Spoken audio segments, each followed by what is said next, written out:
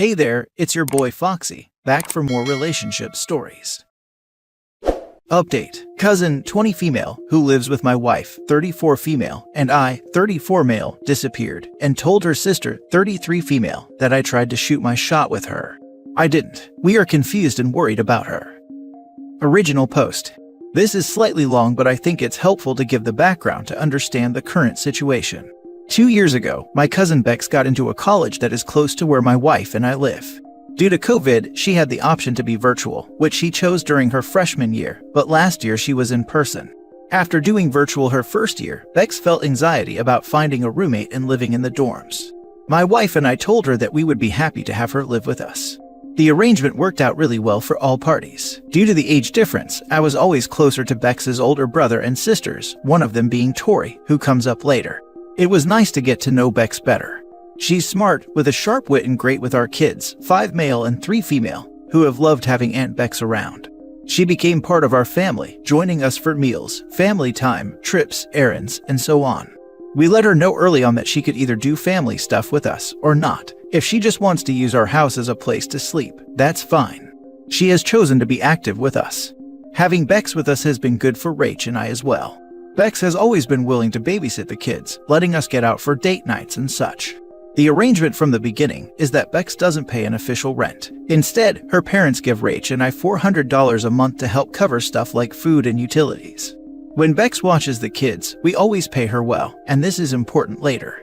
The living situation was going well enough that Bex asked if she could live here over the summer while she continued her job, which we all agreed to. Last winter, Bex started bringing Will around. They met through some mutual friends and eventually started dating. He was a bit standoffish at first when we interacted, but he eventually learned that I had been roped into a March Madness bracket pool where I was in over my head, and Bex had asked Will to help me a bit. He is really into stuff like sports betting and daily fantasy, and helped me a lot. We definitely weren't friends, but I tried to be nice and welcoming to him. At the same time, I wasn't always crazy with how he treated Bex. He would nag her a lot about her body and her intelligence, which is crazy because she's a decent-looking and smart girl.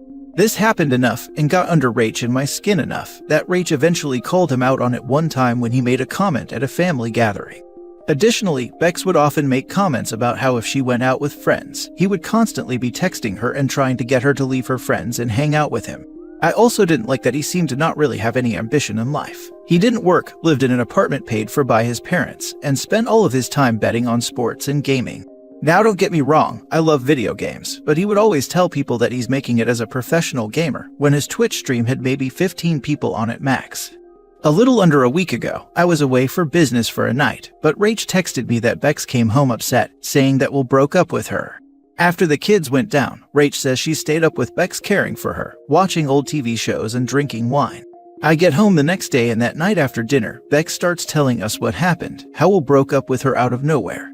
Both Rach and I say the same things to Bex, that he's stupid, he isn't going anywhere in life, we don't really like him, and he didn't treat her well. All the stuff that you say when someone you care about gets broken up with and you didn't really like the ex. I thought that the conclusion at the end of the night, that while the situation was hard, the timing allowed for a fresh start with the fall and new classes starting. The next day, when Rach and I get home from work, Bex isn't home. She often goes out with friends or does her own thing, so we didn't really think too much about it. It was weird when she didn't come home overnight though.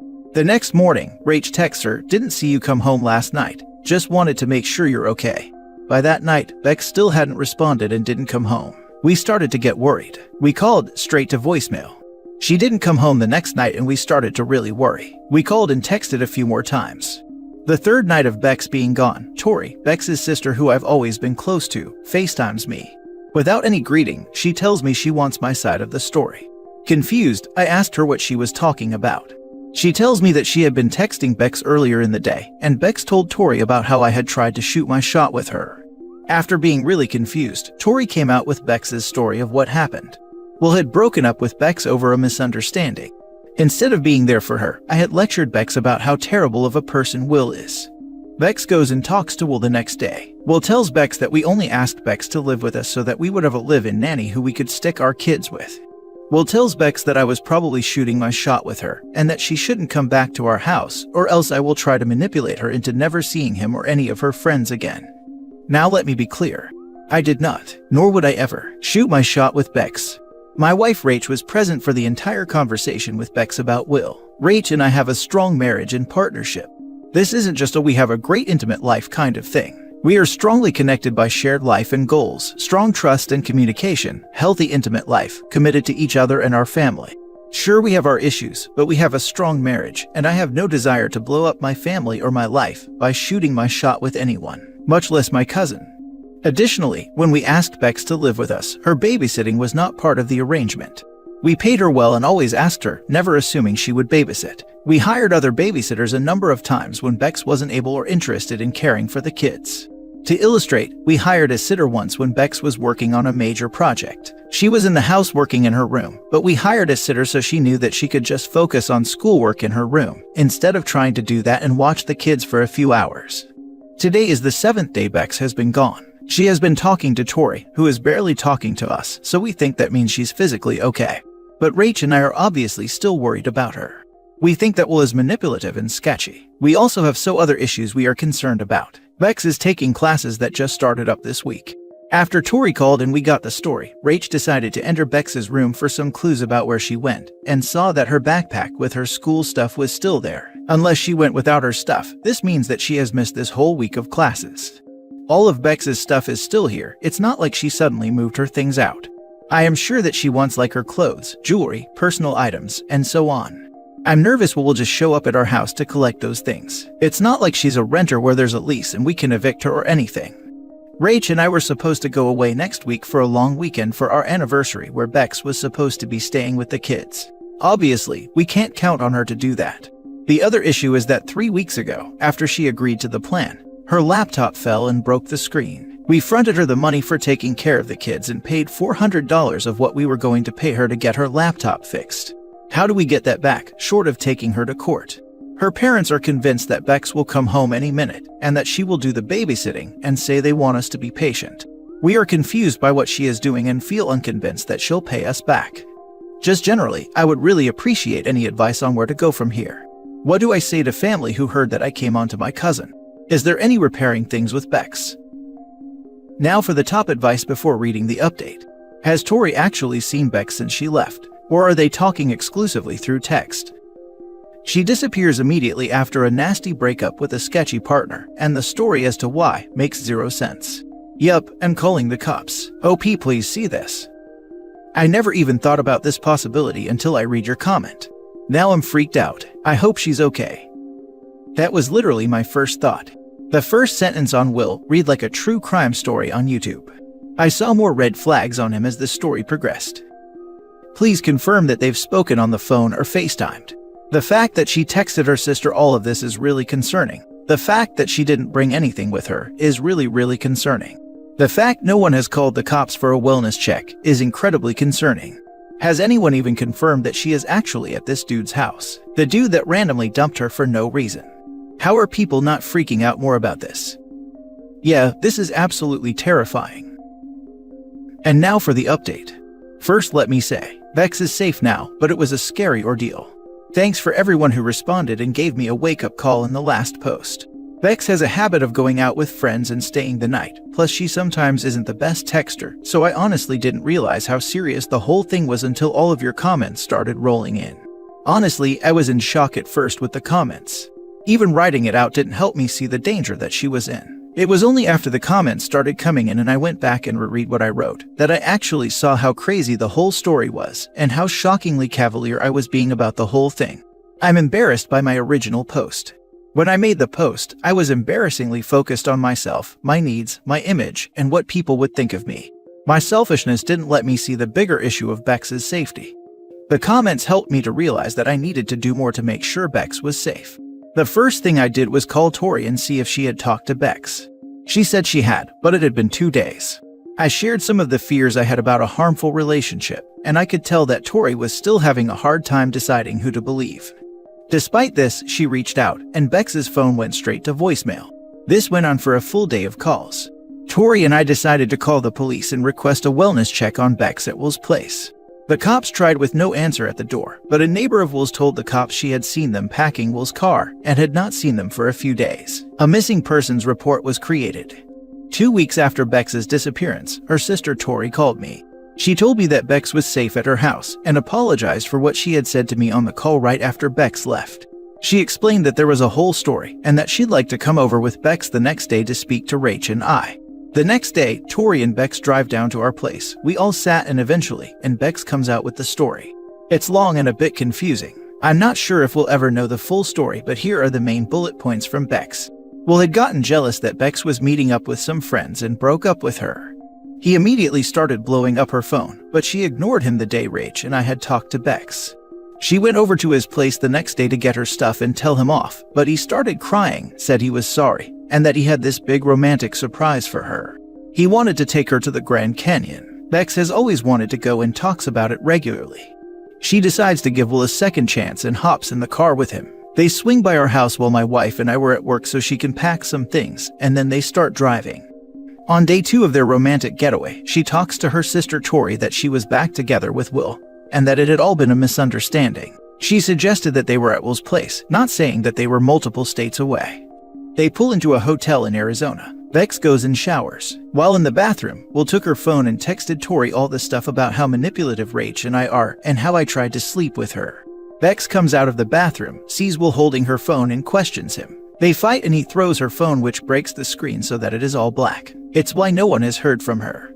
He immediately apologizes and says he loves her and wants to spend his life with her, and she believes breaking the phone was an accident. They spend a couple of days hiking around the Grand Canyon. Bex asks Will a few times what the plans are for going home, but he is cagey about it. After 2 days there, she says she needs to get back home for school and demands that they leave the next day. Will tells Bex that the whole trip is a surprise, that they are going to be living in Arizona now. I guess in Will's head they were going to start looking for an apartment. I'm really confused by this part of the story, but it seems like Will thought they were going out there to start a new life together, just the two of them. I'm not sure what he thought was going to happen to all their stuff back at home, but he legitimately thought he could surprise someone by deciding by himself that they would move halfway across the country. Super crazy. This surprise starts a huge fight. At one point in the fight, he pushes her and she slams into the wall. He immediately goes into apologizing mode. Bex says at this point it was like the scales fell off her eyes, and she saw the cycle of control, abuse, and apologizing. She pretended to calm down and forgive him so that he would calm down. A few hours later, once Will had calmed, she said she was going to shower and asked him to run out and grab them some food. As soon as he was gone, she grabbed her stuff and went to the front desk. They were on their game enough to call her a car that met her behind the building, which she took to the Verizon store. Verizon was able to get her a new phone, which she used to immediately call Tori and explain what happened. Then she bought a plane ticket and flew home. It's clear that this whole ordeal has weighed on her a lot. She spoke about being terrified of Will, feeling like he had kidnapped her and was holding her hostage. I've read what I wrote in the initial post a few times and have felt really stupid. The commenters were so quick to see the danger Bex was in and the abusive cycles, while I was dismissive. I guess I thought that a sketchy partner would seem more evil or angry. I thought I would be able to see it from a mile away. I just thought that Will was just a prick. Yet in hindsight, I now see how emotionally and verbally horrible he was to Bex before my very eyes. Rach and I both feel like we let her down by not seeing it. We should have been the ones questioning his actions from the beginning. Some comments and DMs told me that I couldn't trust Bex to be around my kids ever again, that she was dangerous, too vulnerable, and lacked judgment. But if this was the case, I shouldn't be trusted around them either, since I didn't have the wisdom to say anything either. This update is getting long, so to wrap it up, here's how things stand now. Bex's parents drove in, and Bex stayed with them in their hotel room this last week. They were really kind to her, and I think they feel as bad as Rach and I for not realizing the danger that their daughter was in earlier. They found Bex a therapist in our area who specializes in trauma and whatnot. Bex has been going regularly. Bex went with her dad to cancel the missing persons report and file a police report about the incident. We found out that Will has a warrant for some petty theft. Rach and I aren't surprised. Bex was able to give the cops his last address at the hotel, but we have no idea what has happened there. We keep Googling his name to see if a news story come up, but there's been nothing yet. Bex's parents left yesterday. We all sat down before they left and decided that Bex will move back in with us. She has been able to pick up late with her classes this semester. She's fragile, but I hope the warmth and routine of family life will provide some comfort and security. This whole thing has convinced my wife to let me pull the trigger on some security cameras. I installed them and a video doorbell. Our neighbor is a cop, and we told him what was going on.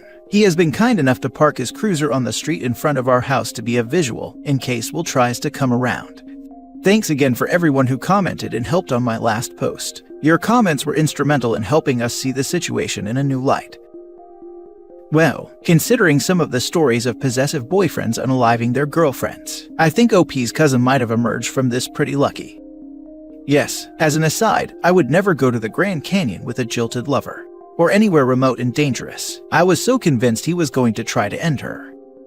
I'm not convinced that he wasn't still going to try to end her.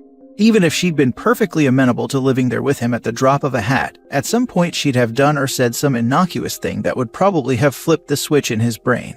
He thought he could surprise her with a move to another state without any of their things while she was enrolled in school. That's a delusional level of crazy. Glad that Bex is safe. Did her ex really suggest her cousin was hitting on her? And her sister believed it. Is this Game of Thrones? Her sister believed it from only a text too. Yeah, no wonder OP was focused on themselves and didn't realize the danger to Bex. His own family was accusing him of being a predator. I'm glad he's learned to think outside of himself a bit more, but I'm surprised older cousins seem to have zero idea about the reality of her sister living with her cousin. It's possible it was just a knee-jerk reaction. If my younger sister texted me and said an older male cousin made a pass at her, my first instinct would be to protect my sister, not to insinuate that she was lying or demand a FaceTime call. Obviously, I would have follow-up questions, especially if I had thought the cousin was a decent guy. I'm guessing Tori also had questions, but that Bex not responding immediately wasn't a red flag because she was an infrequent texter. If OP sees this, they need to change the locks on doors and make sure windows are secured.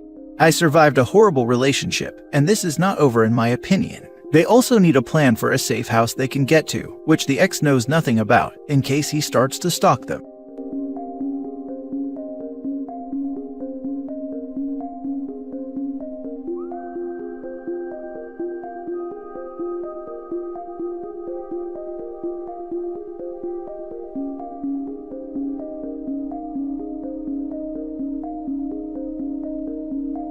Hey there, it's your boy Foxy, back for more relationship stories.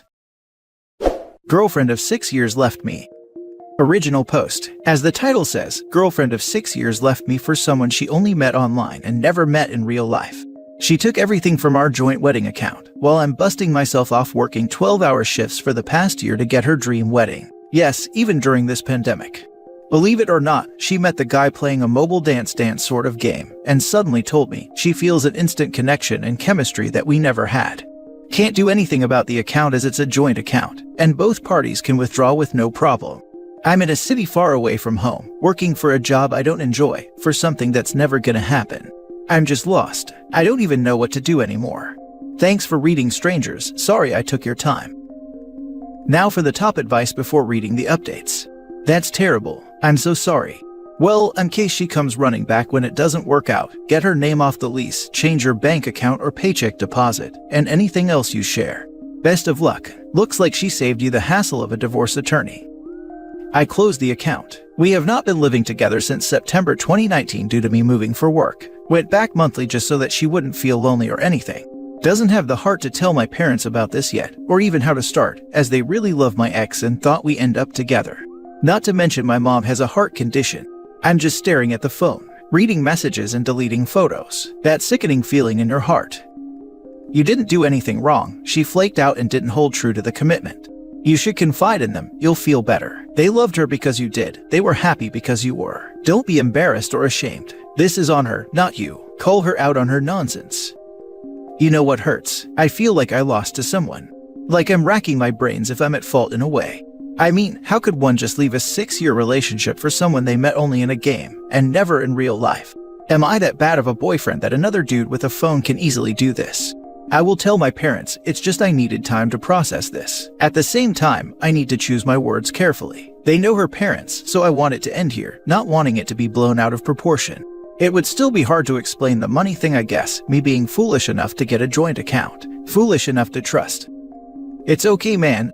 As someone said, look on the bright side. Better to know now than after the marriage. Life happens, reinvent yourself and make new friends. Making friends isn't exactly my forte. That is why I turn here for advice. No real life friends, or at least close ones that I feel safe to share problems with. I am trying to look on the bright side, but it's still cloudy seeing that just happened to me yesterday. Honestly, I think I just need some pep talk from strangers and to know that I'm not at fault. She did say she acted like this because I chose work over her, didn't give her enough attention. But I went to see her every month, text and video calls all the time. I don't even know what to do anymore. Gonna start work soon. Let's see if that takes this of my mind. Thank you for the advice. Chose work over her. What is this? A 90s movie starring Tim Allen. She sure as heck didn't care about taking it though, for someone so mad about you earning it. Well, that's not exactly what was said. It's more like I'm willing to move away to a better paying job and leaving her type of thing. I don't know, man, I'm confused. Now for the updates. I informed her father about the situation, and he is not happy to say the least. He asked for my bank statement to work out how much of the money in the joint account that was mine, and he will work out a payment plan. I don't know whether it's from him as he is retired, or from her. My ex is angry obviously. She is saying I'm immature for involving her parents on our issue when we should just settle it like two adults. Now I'm getting barraged of calls and texts from her and her friends. Didn't bother picking up or reading it. All this while I'm at work. Total headache moment. Second update. Both my parents and her requested a meet tomorrow to discuss things. Except for the payment plan, I don't know what's there to discuss about, to be honest. Leave approved, we'll drive back home tonight. I still love her, but as most of you pointed out, bullet dodged and major red flag. Not gonna lie, still don't know what will happen when I see her tomorrow face to face. Third update. Arrived safely at home, my parents are supportive. They didn't ask me anything, just ate dinner and had small talks. Tried asking for their opinion, but they just told me to get a good night's sleep and not think things tonight.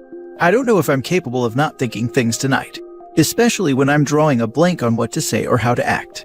It's decided that we will meet them for lunch tomorrow. My parents want me to make my own decision, as they refuse to give opinions so that I won't be influenced by them. They won't even answer when I ask them about the money. My father just said, "It is your money, your joint account." Now for the fourth and full update. Sorry I took my time, still processing what happened to my supposedly carefully laid plan to get married in September this year lol. The meet could have gone better. My ex went out, probably thinking of skipping it altogether, but her father made her come back home. During the meeting, her mom took her side surprisingly, saying the same things my ex did yesterday. I'm not here, can't blame her for being lonely. I'm just being unreasonable and overly jealous about the whole thing, and so on. Her mom also justified her taking the money by saying, I know it's wrong for her to do so, but under the circumstances, you should understand. She deserves it as her dowry or present, because you wasted her time for 6 years, kept her waiting for nothing. I let her talk, as my father told me prior to the meet, to let whoever who's doing the talking finish and just listen. It might be all the emotion talking without much sense included. After all the yelling, I stated that I'm not here to justify, clarify or blame anyone or anything. I'm here solely because I want to know the status of the funds. If she is happy with whomever, I can't and won't do anything about it.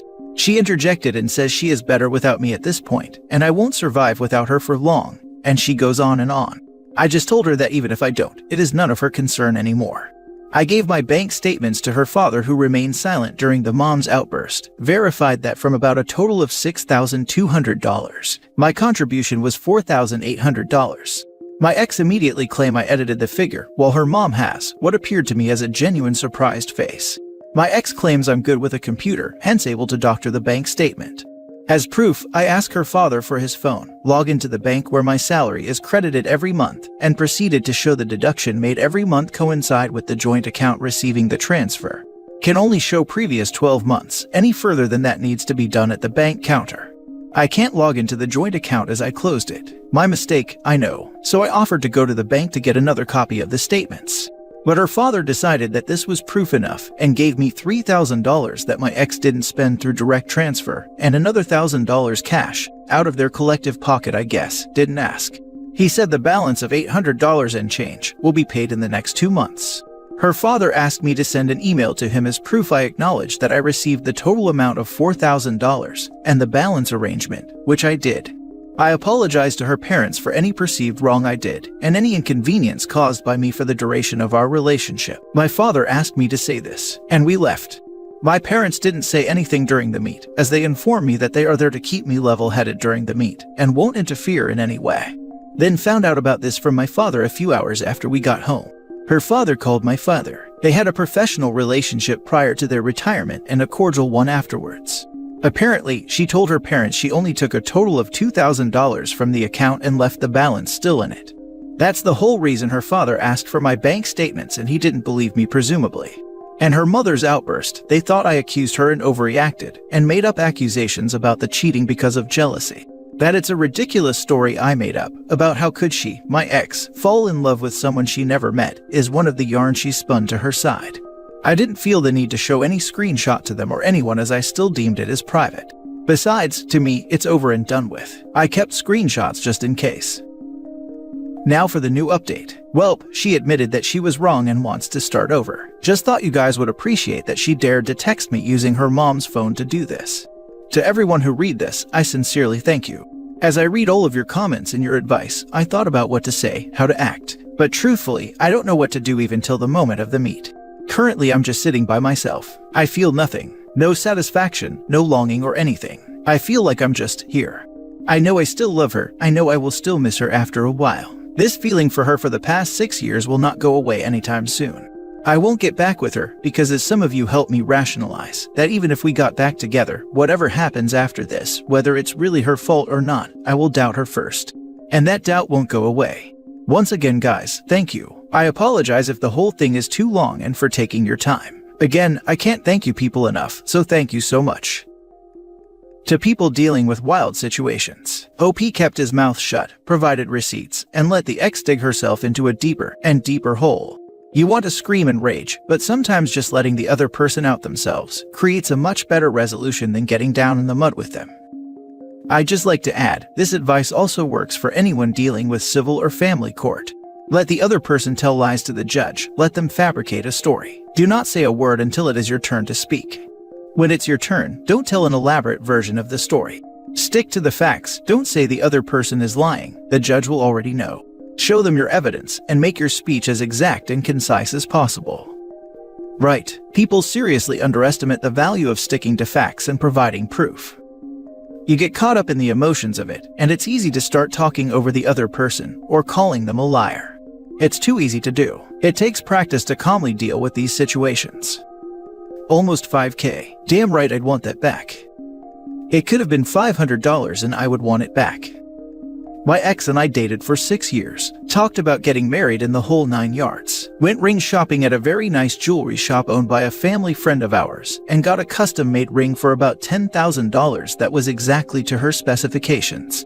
Ring came in about a month later, paid for it and picked it up. Had the whole plan down to propose, with her friends and family close by to celebrate. The day before I'm going to propose, she dumps me out of nowhere. Admittedly, I had a few problems about a year before with not taking care of myself and my diabetes, and when I admitted it to her, we developed a plan together for me to improve. I improved a ton over the following year, but when she broke up with me, she told me she had been kind of planning it since that admission despite my improvements. Had to return the ring and take a $4,000 loss on it since it was custom, and not one of their normal rings. Still pretty bitter about it. Next month I'm in one of my good buddies' weddings who is still friends with her. We all went to high school together and she's going to be there, and I assume with her boyfriend. I had heard through the grapevine that she's dating someone, but don't look at her social media or anything. Gonna be really interesting. OP's parents, especially his father, gave him good advice. It's amazing to see how parents can be supportive and still not try to steer things one way or another. And great for the OP being level-headed through a very tough time. The ex-fiancée let a really good one get away. She'll eventually be sorry. OP has a good head on his shoulders. Agreed on the ex, though how she managed to maintain a relationship with someone whose maturity far surpassed hers is beyond me. She claimed he was being immature, while she suddenly dumped him for someone she barely knew online. Lied about the situation to her parents and friends to make herself look good or justify her stealing money from OP, and used the friends she lied to harass OP after the breakup. Such a great example of maturity she is. Now for the last story. I left my wife because I'm sick of everything needing to match her aesthetic. I know it seems like a dumb thing to end my marriage over, but after dealing with this for so long, I'm finally done. My wife and I are both in our 30s. We have a daughter. My wife has always been pretty into appearances, but it was never that bad. She just wanted things to look nice when people came over. Then she started an Instagram page for moms and got a massive number of followers, about 400,000 since our daughter was born.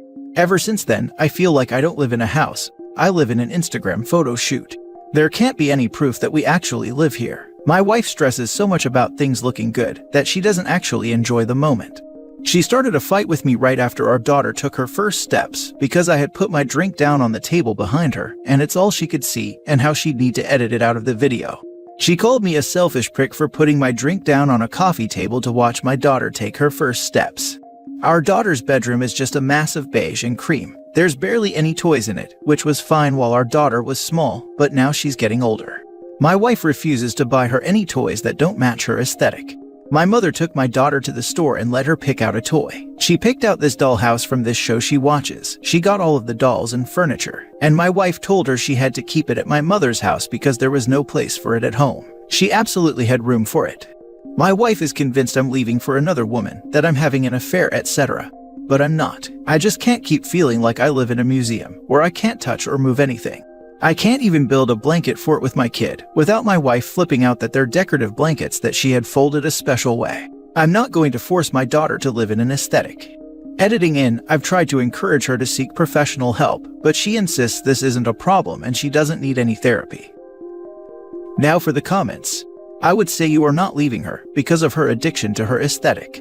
You are leaving her because she is selfish and obsessed with all that social media nonsense, to that point where she puts that nonsense over her family. Good choice, bro. Any mommy blogger with a massive following is already putting themselves ahead of their family, and especially their kids in my opinion. Those pages are crawling with pedos. After watching it Mom Uncharted on TikTok, I'll never be able to look at mommy bloggers the same. Literally moms selling photo sets of their young daughters to their 80% male followings. I would divorce her too. I don't see how they don't see themselves opening the door wide open for pedos. YouTube had this issue of people putting up or sharing videos of their daughters doing gymnastics in their uniforms. Besides being jerk-off fodder for the pedos, these parents don't understand how even the smallest thing can be identifying information. Your daughter is on the gymnastic team, and the uniforms have these colors. Welp, a couple Google searches later, and someone is within spitting distance of your kid's school district. I'm not making this up either. I used to be on a dating website, and a woman my age at the time had posted a selfie for her profile. From her lanyard, polo, and the amount of natural light, I could fairly well assume where she worked and around what shift. I know how that makes me sound, but I promise I'm just some dude. Imagine what someone dedicated would find. I've tried to tell parents this, and they look at me like I'm insane. Like, why is she even bringing up pedos? It doesn't even cross their mind. And it blows my mind because a lot of these parents are millennials who grew up with the internet, knowing not to share their name or address with strangers, yet post public pics of their kids with location tags every day. It makes no sense. I have a friend who's a mommy influencer. Well, I couldn't stand seeing how she curated her feed over her children's happiness. All of the happy moments were fake. The kids were mad posing for picture after picture. She would hide the mess, bribe them with treats, get the perfect curated picture for her feed, then proceed to ignore them and interact with her followers. It blew my mind to see the behind the scenes of what looked like a picture-perfect life. At least by leaving her, half of the time let's hope, she can actually be allowed to be a messy kid who has some fun. I've commented this before, but I'll never forget this cute little girl at the winter park. Her mom bought her a fancy, very over-the-top hot chocolate that had candy canes, a mountain of whipped cream, and marshmallow snowmen, sprinkles, etc. The little girl was so excited, but the mom had her posing for several pictures with it, and at the end, the girl only had enough energy to keep fake smiling as the hot chocolate melted. Then she and the mom had a sip of it, then threw it out, as it was all melted and not impressive looking anymore. Then the mom sat there, using her phone while ignoring her daughter who started climbing over the decorations, I'm assuming to post on social media. It was very sad to witness.